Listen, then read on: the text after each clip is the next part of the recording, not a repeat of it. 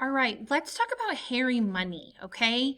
I call it hairy money because we're going to put little hairs on our money, specifically on our coins when we're counting them, okay? So I want to talk about this first one. This is a penny, and your penny is just, oh, that is real big. Let me erase that. Your penny is just going to get a little bun, okay? Because it's only worth 1 cent. Okay, so that's what your penny looks like. So when you're just going to give it a little dot on the top of the penny, and that represents 1 cent.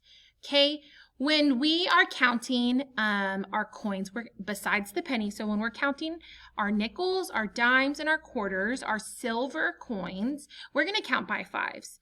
And a nickel, how much was a nickel worth? Do you remember? A nickel is only worth 5 cents. So our nickel is just going to get one little hair, okay? Our dime is going to get, how many hairs do you think our dime is going to get? Trying to remember how much a dime is worth. A dime is worth 10 cents, so it's going to get 5, 10, okay? So the nickel is just 5, it's just 1. And then the dime is going to be 5, 10. Now let's think about our quarter. How much was our quarter worth? It's worth 25 cents. So if we're counting by fives, it's going to be 5, 10, 15, 20, 25. So our quarter gets 5 little hairs. So you understand what I meant by hairy money? We're putting little hairs on the tops of our coins to help us count.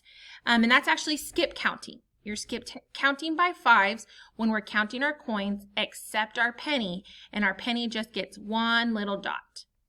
Okay, so you're going to use this strategy when we're counting money in your practice and then in your activity later on.